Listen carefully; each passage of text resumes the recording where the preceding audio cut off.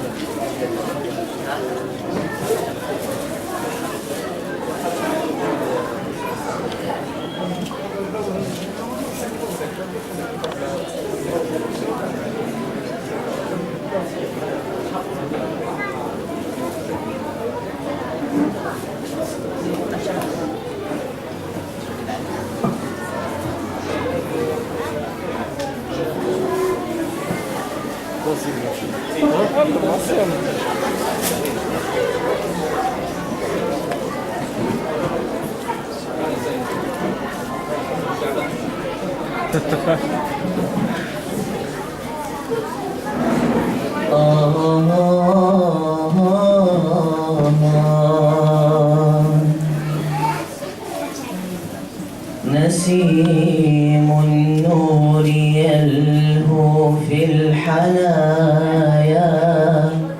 وحب البذل من خير السجايا تجمل بالعطاء وكن نبيها ستلقى السعد في دنيا البرايا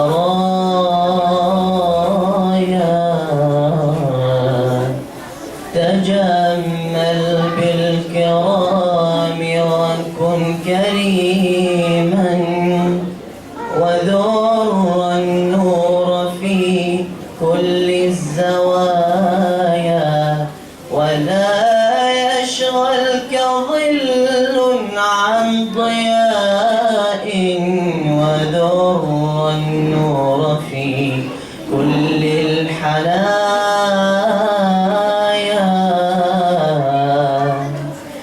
فبال المرء مال ثم أغلى من الدنيا رضا رب البرايا سراب هذه الدنيا سراب وهذه من بديهات القضايا ترفع عن مجالسة السفيه وغض الطرف عن حسن الصبايا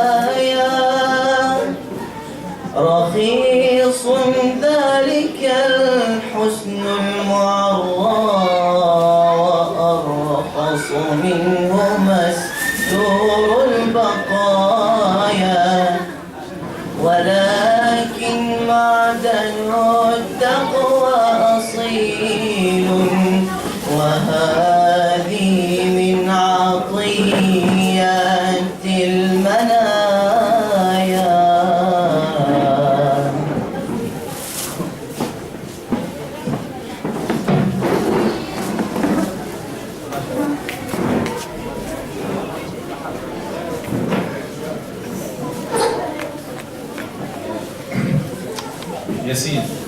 ياسين محجوب عيش.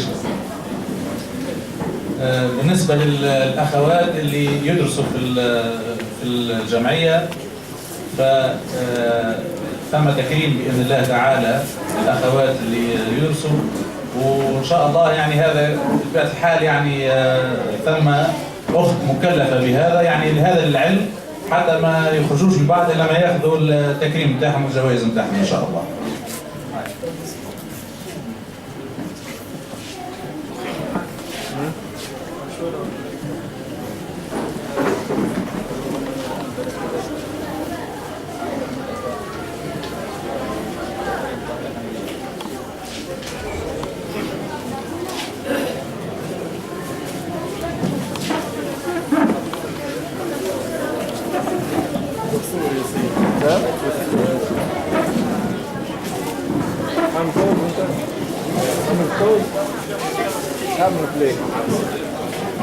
بالله فما وليد طلع على المنصة وجاب صحيح اللي ما خداش جايزة. يحيى وينو يحيى بن صالح هكا هاي حسيبه كان طلع الذي ياخذ الجائزة نتاعو معليش حتى مشكلة. هاي جاي يحيى.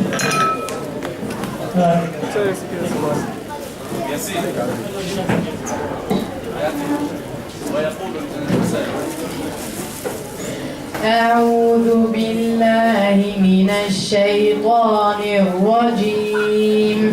بسم الله الرحمن الرحيم.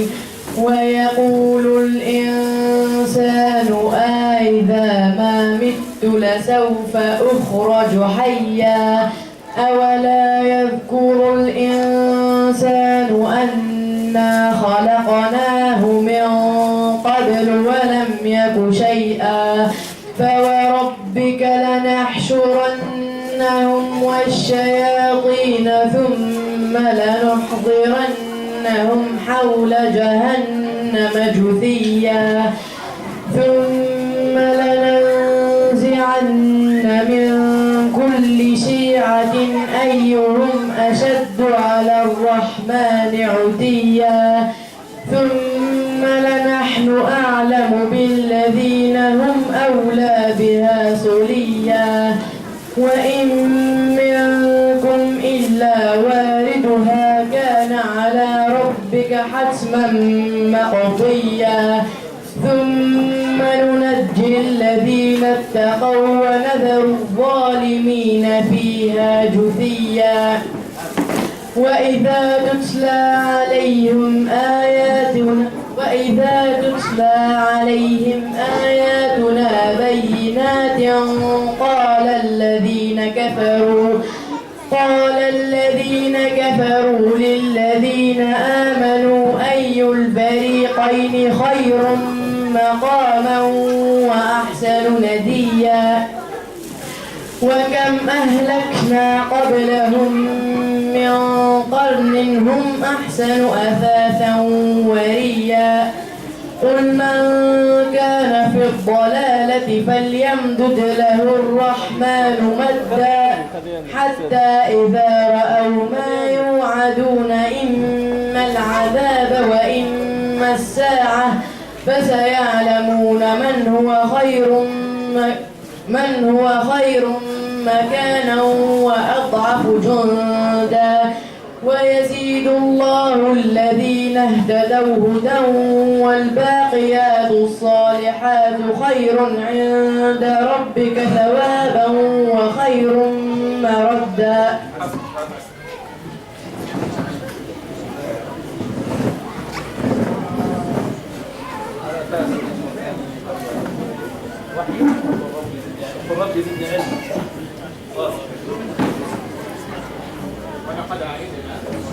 ولقد عهدنا إلى آدم من قبل فنسي ولم نجد له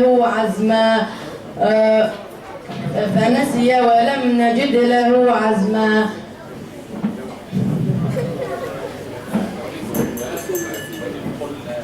وإذ قلنا للملائكة اسجدوا لآدم فسجدوا إلا إبليس أبى فقلنا يا آدم إن هذا عدو لك ولزوجك فلا يخرجنكما من الجنة فتشقى إن لك ألا تجوع فيها ولا تعرى وإنك لا تظمأ فيها ولا تضحى فوسوس إليه الشيطان قال يا آدم هل أدلك على شجرة الخلد وملك لا يبلى فأكلا منها فبدت لهما سوآتهما وطفقا يخصفان عليهما من ورق الجنة وعصى آدم ربه فغوى ثم اجتباه ربه فتاب عليه وهدى قال اهبطا منها جميعا بعضكم لبعض عدو فإما يأتينكم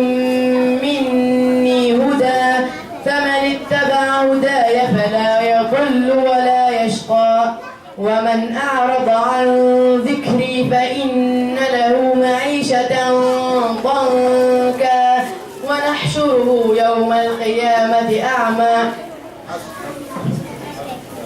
ولقد آتينا إبراهيم رشده ولقد آتينا إبراهيم رشده من قبل وكنا به عالمين إذ قال لأبيه وقومه ما هذه التماثيل التي أنتم لها عاكفون قالوا وجدنا آباءنا لها عابدين قال لقد كنتم أنتم وآباؤكم في ضلال مبين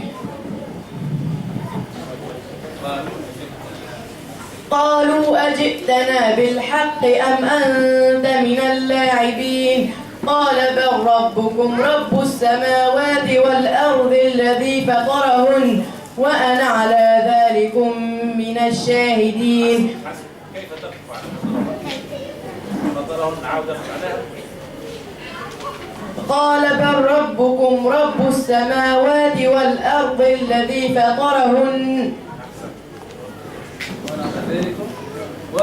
وأنا على ذلكم من الشاهدين وتالله لأكيدن أصنامكم بعد أن تولوا مدبرين وتالله لأكيدن أصنامكم بعد أن تولوا مدبرين فجعلهم جذاذا إلا كبيرا لهم قالوا من فعل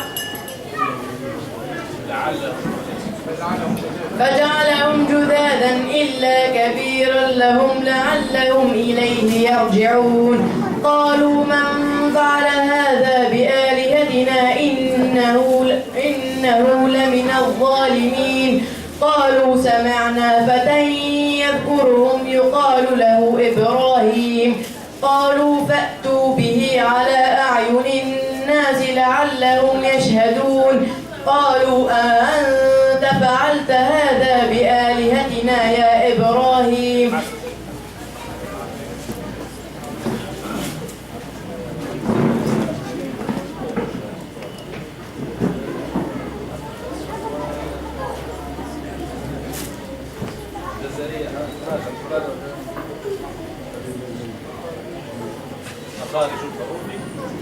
مخارج الحروف 17 على الذي يختاره من اختبر للجوف ألف وأختها وهي حروف مد للهواء تنتهي ثم لأقصى الحلق همز هاء ومن وسطه فعين حاء أدناه غين خاؤها والقاف أقصى اللسان فوق ثم الكاف والوسط فالجيم والشين ياء والضاد من حافاته إذ واليا الأطراس من أيسار أو يمناها واللام أدناها لمنتهاها والنون من طرفه تحت اجعلوا والراء دانيه لظهر أدخلوا والطاء والدال وتا من هو من عليا الثنايا والصفير مستكن من هو من فوق الثنايا السفلى والضاء والذال والثاء العليا للعليا من طرفيهما ومن بطن الشفه فالفاء مع أطراف الثنايا المشرفة للشفتين الواو باء ميم وغنة مخرجها الخيشوم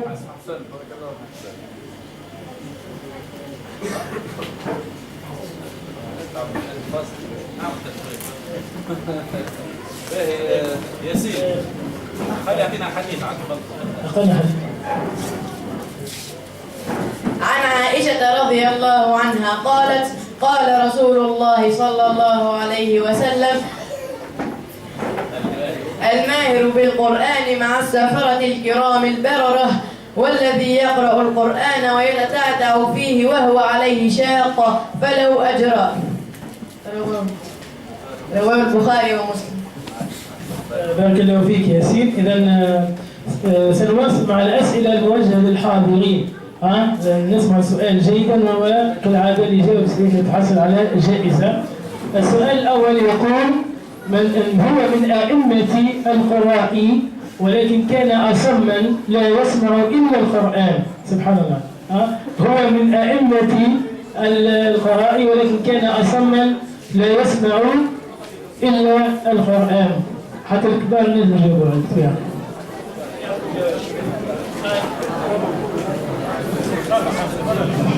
هاي تفضل. هاي السلام عليكم. قالوا الإمام قالوا. إذن هو الجواب صحيح، هو الإمام قالوا. أحسنت. نأخذ السؤال الموالي. السؤال هو أبو الخير محمد بن محمد شيخ القراء. أعيد، هو أبو الخير محمد بن محمد شيخ القراء. من هو هذا الرجل؟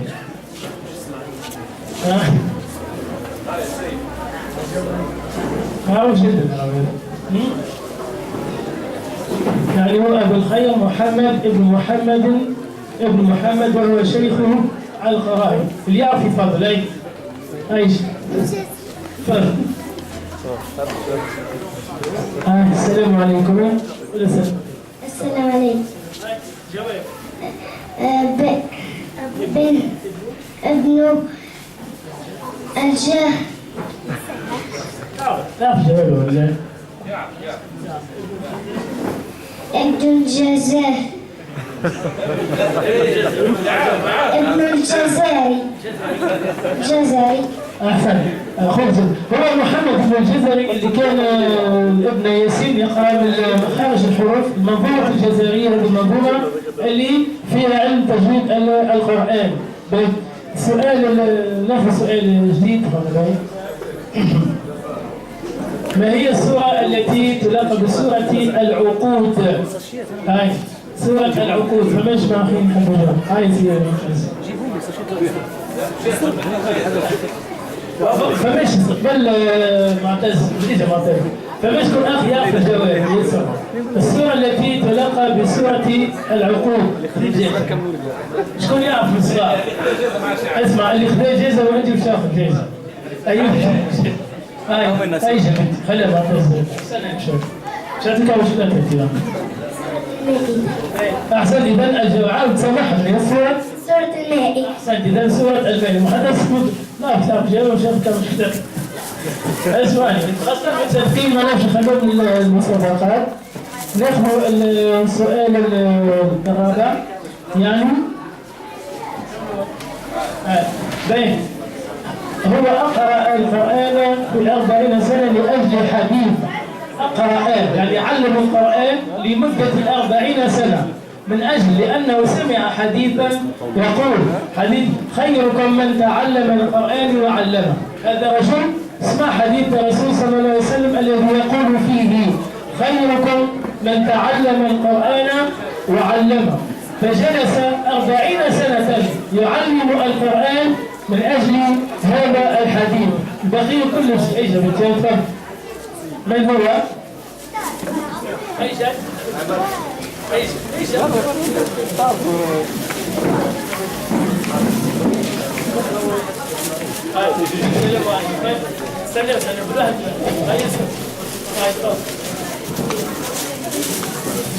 السلام عليكم. نسيت الجواب. شوف كم شلون هاي أدخل كم شلون هاي كنت تدخل لو فرق. أنا عثمان بن عفان. وش عثمان بن عفان؟ فرق. إسماعيل. إسماعيل. تفضل عيش اليوم جواب يجي السؤال. هذا رجل سمع حديث النبي صلى الله عليه وسلم قال خيركم من تعلم القرآن وعلمه. لذلك جلس 40 سنة يعلم القرآن. من هو؟ البخاري. لا ليس البخاري. لا بالكفاءة بتاعه مساش مازال عندنا أمل. هاي ليش التحكيم جوزوه سؤال هذا ولا جاوب عليه؟ كيف؟ شنو يعرف الجواب؟ من هو الرجل الذي جلس يقرأ القرآن لأجل حديث سماعه؟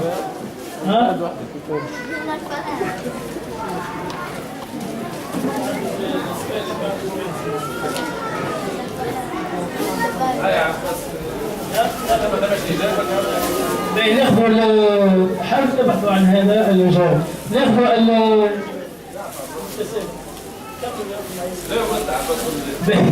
أو شو شيء وناخذ جزء. هذا هو زيد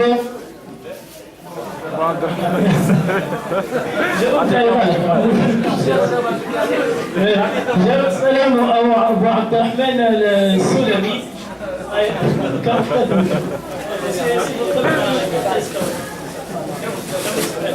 زي كانوا آخر سؤال من المجموعة.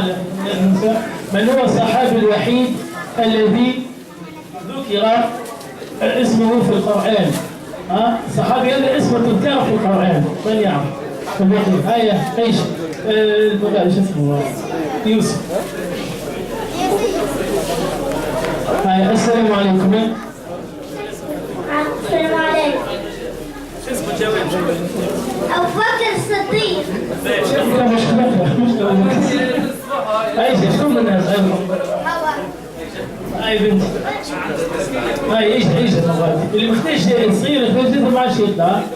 شكون سي سليم؟ هذه البنوته قبل ليش؟ عبد الباسط.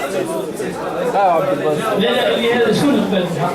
هذه عيون شوف هذه كل السلام عليكم.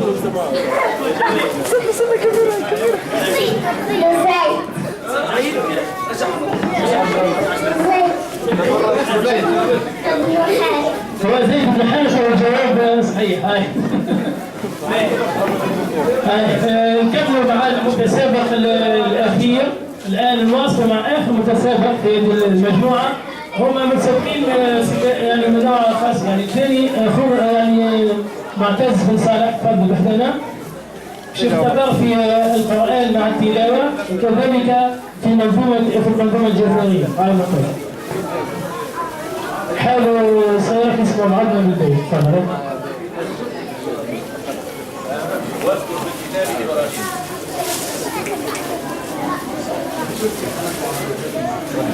أعوذ بالله من الشيطان الرجيم. بسم الله الرحمن الرحيم.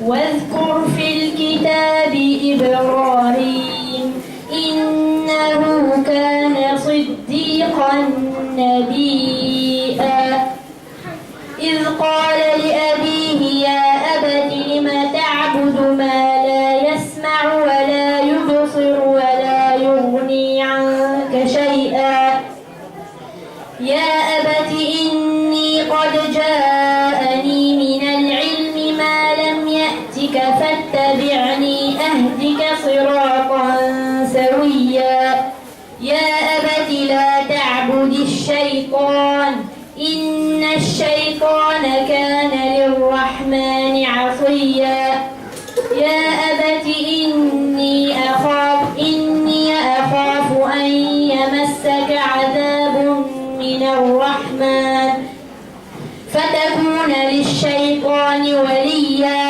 قال أراغب أنت عن آلهتي يا إبراهيم لئن لم تنته لأرجمنك واهجرني مليا قال سلام عليك سأستغفر لك ربي إنه كان بي حفيا وأعتزلكم وما تدعون من دون الله وأدعو ربي عسى ألا أكون بدعاء ربي شقيا فلما اعتزلهم وما يعبدون من دون الله وهبنا له إسحاق ويعقوب وكلا جعلنا نبيا ووهبنا لهم من رحمتنا وجعلنا لهم لسان صدق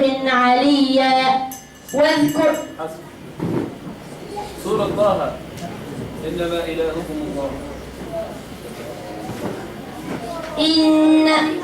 إنما إلهكم الله الذي لا إله إلا هو وسع كل شيء علما. وإذ أوحينا إلى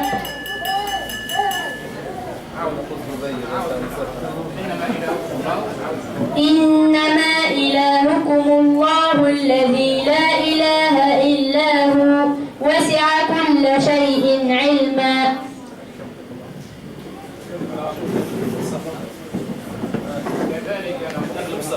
كذلك نقص عليك من أنباء ما قد سبق وقد آتيناك من لدنا ذكرا.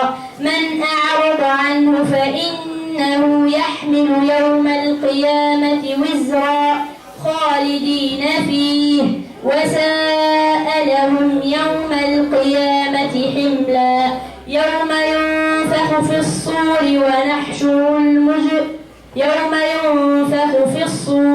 ونحشر المجرمين يومئذ زرقا. يتخافتون بينهم إن لبثتم إلا عشرا.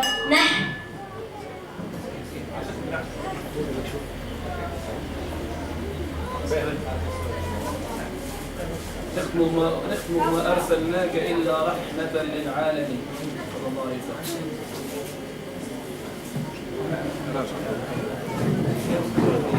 وما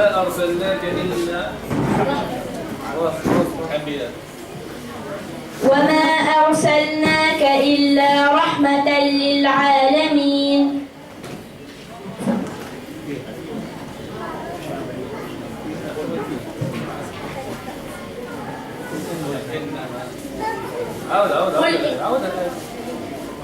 وما أرسلناك إلا رحمة للعالمين. قل إنما يوحى إلي أنما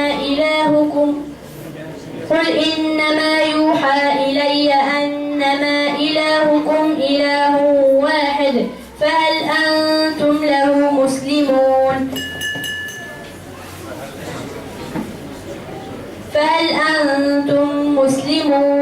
فتقطعوا أمرا. فإن تولوا فقل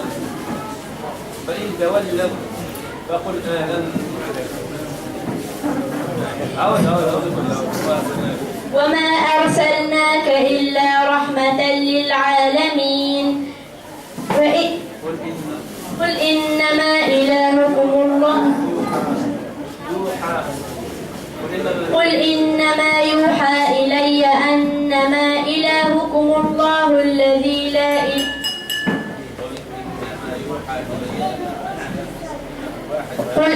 قل إنما يوحى إلي أنما إلهكم إله واحد فهل أنتم مسلمون.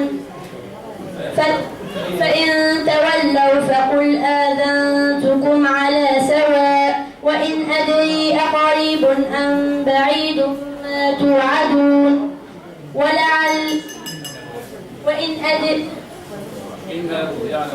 إنه يعلم الجهر من القول ويعلم ما تكتمون. وإن أدري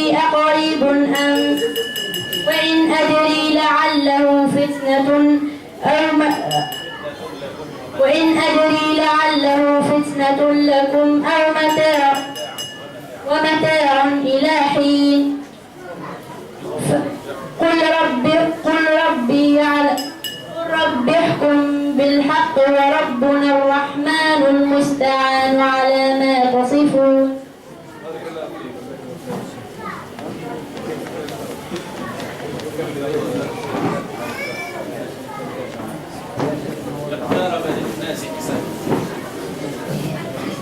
اقترب للناس حسابهم وهم في غفلة معرضون.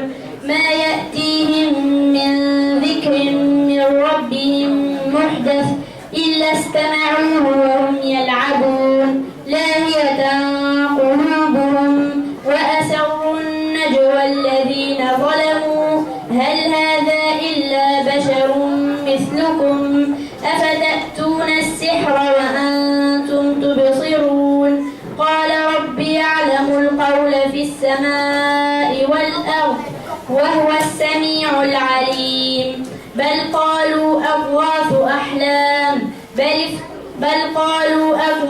أحلام بل افتراه بل هو شاعر فليأتنا بآية كما أرسل الأولون ما آمنت قبلهم من قرية أهلكناها أفهم يؤمنون وما أرسلنا من قبلك إلا رجالا يوحى إليهم فاسألوا أهل الذكر إن كنتم لا تعلمون.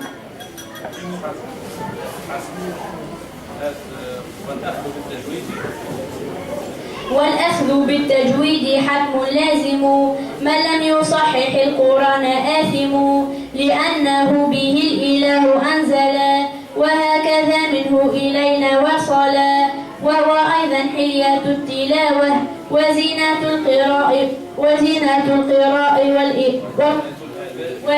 الأداء والقراءة وهو إعطاء الحروف حقها من كل صفة ومستحقها وهو رد كل واحد لأصله واللفظ في نظيره كمثله مكملا من غير ما تكلف في لطف بالنطق بلا تعسف وليس بينه وبين تركه إلا رياضة امرئ بفكه. حسن بارك الله فيك. باهي حسن.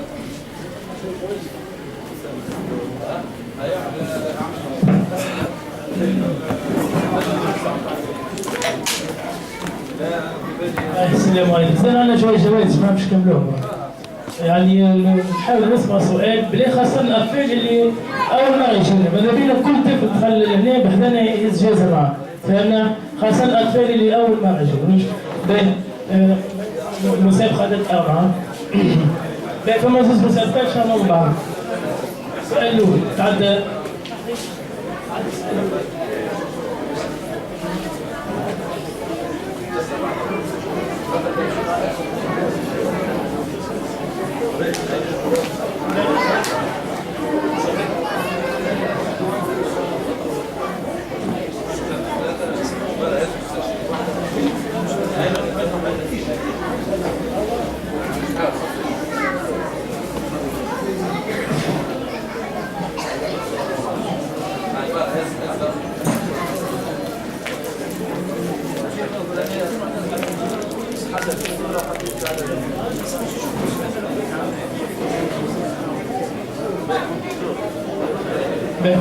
إذا السؤال الأول في هذه المسابقة نسمع السؤال جيدا. السؤال الأول يقول أي هذه الغزوات لم تكن في شهر رمضان؟ أي هذه الغزوات لم تكن في شهر رمضان؟ هل هي غزوة بدر أم أحد أم هي فتح مكة؟ شكون يجاوب؟ اللي ما فيهاش يجلس، البقية كل واحد يجلس في مكان. فتح مكة. هي مش فتح مكة، جاوب غير مشكلة. شكون أخي يا البقية اجلس. أي شيء. ما خلاش اجلس. سمعت؟ يجلسوا في البيت لا ذلك النسخة لي ما يعرفش ايوه يعني جواب صحيح هي غزوة أحد. باهي هذا قد نقول في غزوة أحد. غزوة الأحد. هي غزوة هذه كانت غزوة أحد. السؤال الثاني تعدينا للسؤال الثاني.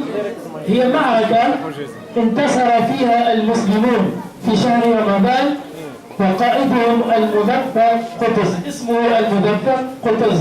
ما هي هذه المعركة؟ السؤال ما هي هذه المعركة التي انتصر فيها هذا القائد اسمه المظفر قطز؟ ما اسمه هذه المعركة؟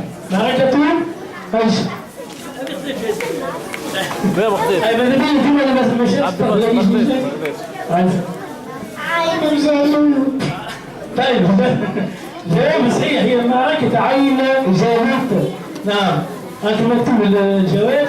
خذ بالسؤال الثالث. السؤال الثالث سورة قال في ابن عباس أن فيها نعي الرسول صلى الله عليه وسلم، أو فيها نعي الرسول صلى الله عليه وسلم. ما هي السورة التي فيها نعي الرسول صلى الله عليه وسلم؟ شكون يعرف يجاوب؟ ها؟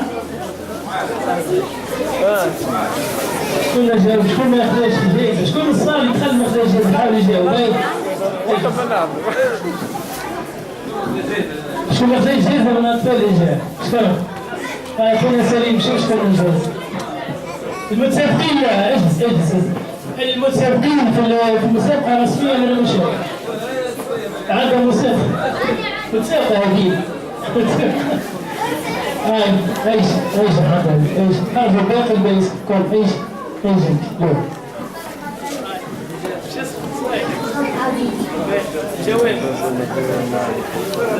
هي صورة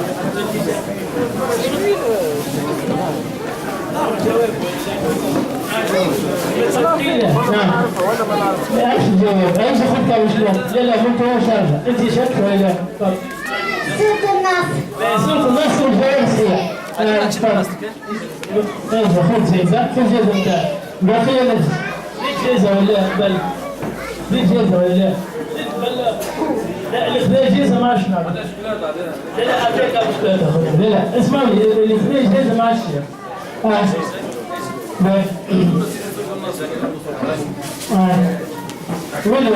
اللي كان لنا محمد عزيز كان خذا شكاك ايش محمد عزيز؟ شيخ سورة النصر تاتيجي ايش؟ قال سورة النصر أعوذ بالله. بسم الله الرحمن الرحيم. إذا جاء نصر الله والفتح ورأيت الناس يدخلون في دين الله أفواجا فسبح بحمدك واستغفره إنه كان توابا. السؤال الآن عدد 4 كم يبلغ عدد صفحات القرآن؟ القرآن المصحف بينكم فيه من اجلس اللي شاف جزء ولا بروح عدد صفحات المصحف النبوي شوية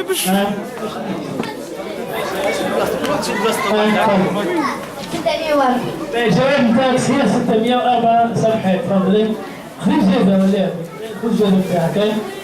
بعدين المسابقة للخمسة هذه آخر مسابقة للحاضرين. حاول السؤال الخامس فيها سورة فيها جاءت كلمة قتمية. لا المسابقين مش لازم ما تجاوب. سورة فيها كلمة قتمية. قتمية شكون يعرف؟ ما هي السورة التي جاءت فيها كلمة قتمية؟ اللي شاف ما شاف. يوسف دي جايزة ولا لا؟ ايش خذي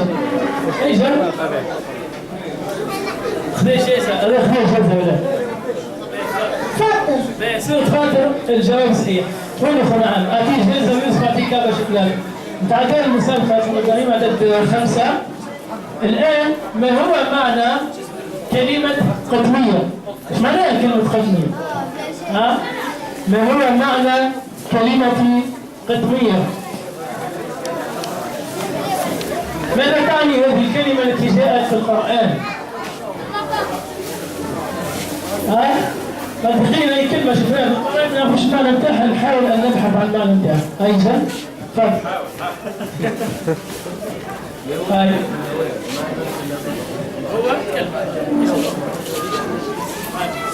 هو شنو يعرف باين؟ ثلج.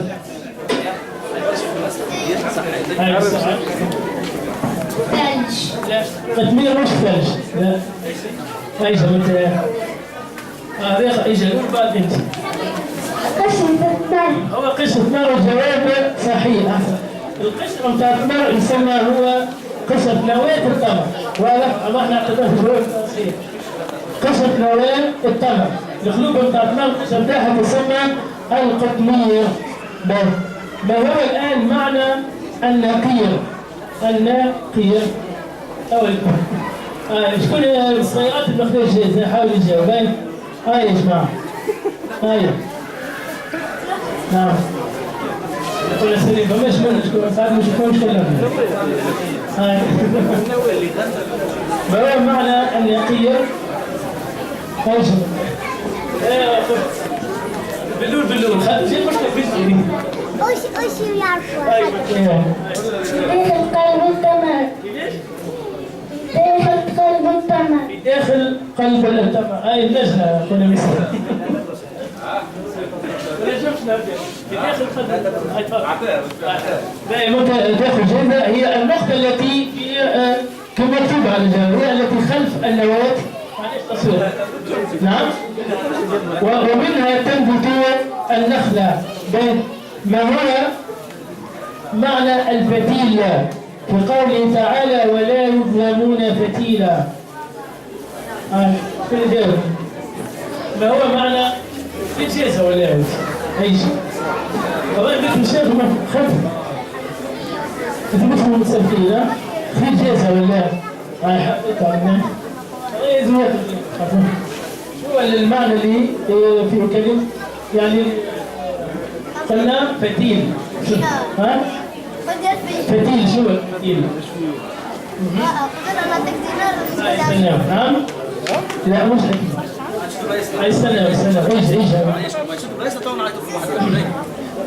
الفتيل هو تعرف الجواب ولا شكون يعرف الجواب؟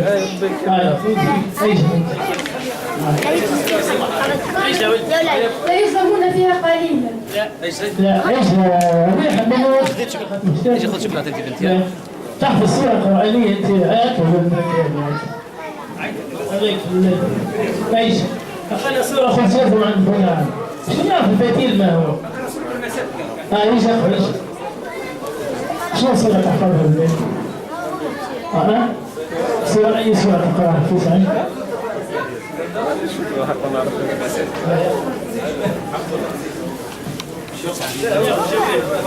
أعوذ بالله من الشيطان الرجيم. بسم الله الرحمن الرحيم. تبت يدا أبي لهب وتب ما أغنى عنه ماله وما كسب سيصلى نارا ذات لهب وامرأته حمالة الحطب في جيدها حبل من مسد. نعرف الجواب؟ أي جاب؟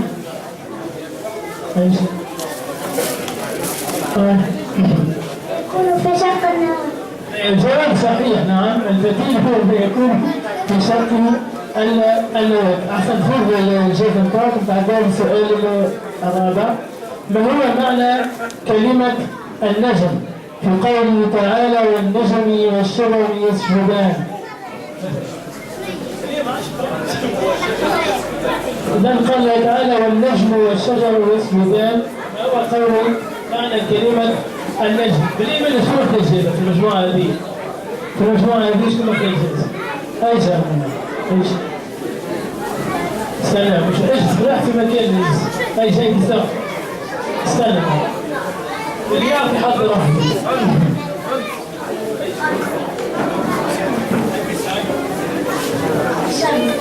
النجم والشمس خذها خلاف النجم ماذا يعني به؟ بالواحدة هذه خير جيد. عاشر. العشر جواب صحيح. النجم هو سيسام خلف العشر. ما أنا أكتب الجواب. تفضل خذ زواتيم الجواب. كل نبات ليس له ساق. احنا عندنا النجم لا شيء الكوكب هو شيء. هذا رسالة نعطي السؤال اللي بعده. من هو أول من شكل حروف القرآن الكريم باستعمال النقاط؟ العالم هذا في النحو هو اللي اشتري القرآن واستعمل حق الإيقاف. هاي بتسابق هذا هاي تفضل. أبو الأسود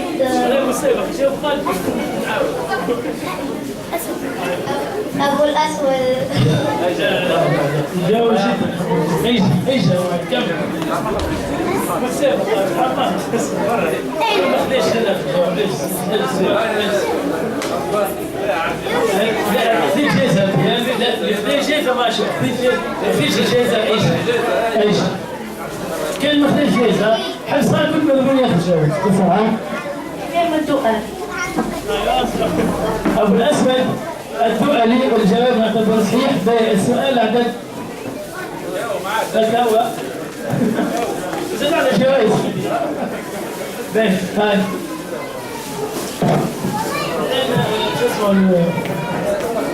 نسمع شيء من النتائج يعني انت بتسوي. الحمد لله والصلاة والسلام على رسول الله وعلى آله وصحبه ومن والاه وسلم تسليما كثيرا. فبإذن الله يعني الترتيب هذا اللي مش معناه الشهور توجيه هو في الحقيقة يعني يدخل في حيثيات المسابقة. ربما ثم بعض التلامذة اللي ما كانوش في المستوى اللي احنا نعرفوهم فيه في وسط العام ربما ارتباك، واللي يحب يعرف الارتباك يجي يصير بس هذيك شوف الصغار كيفاش تعرف الصغار معناها اللي يسموه بالباهي يقروا معناها. المستوى اللي لاحظنا بإذن الله مستوى متقارب جدا خاصة بالنسبة للعشرة الأولى. تو بإذن الله كل مرة نسمي عدد النقاط اللي تحصل عليهم. طريقة التقييم كيفاش؟ يعني كل واحد منا احنا ثلاثة يعطي عدد على الحفظ وعدد على التجويد وعدد على الحديث، يعني طريقة الحفظ الحديث.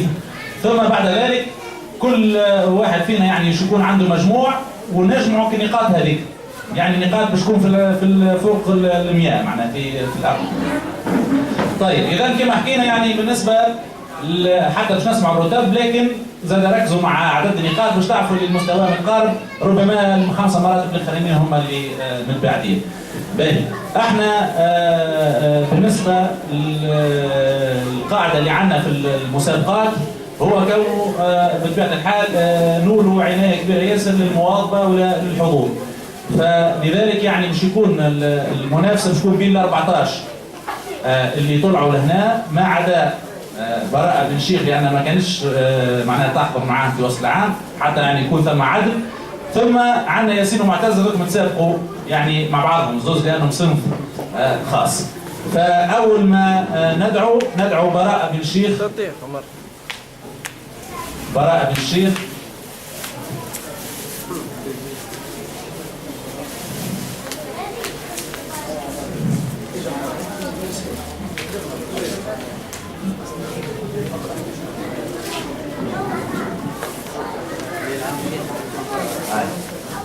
أحسنت عايش.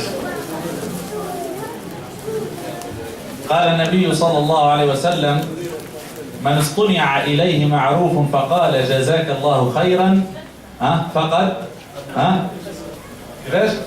أبلغ الثناء. يعني بنتنا براءة يعني لما سلمنا لها جائزة قالت جزاك الله خيرا. إن شاء الله معناها شوفوا من هذه الأمثلة الكثير. على كل حال قال النبي صلى الله عليه وسلم كذلك قال: من رأى شيئا يسره فليبارك أو ليكبر، يعني يقول الله أكبر. وبالإمكان الإنسان يقول ما شاء الله لا قوة إلا بالله كما جاء في القرآن الكريم. طيب المرتبة 14 ب 138 نقطة حمدي محجوب. حمدي محجوب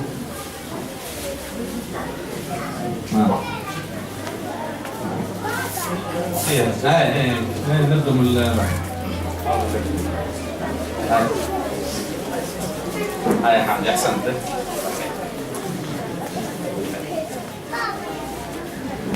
المرتبة 13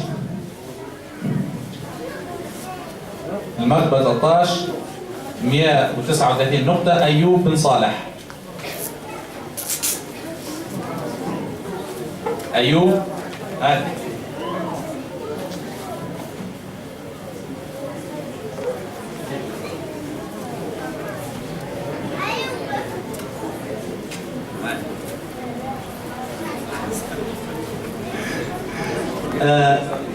المرتبة 12 ب 142 نقطة، فراس بن حاج أبو بكر.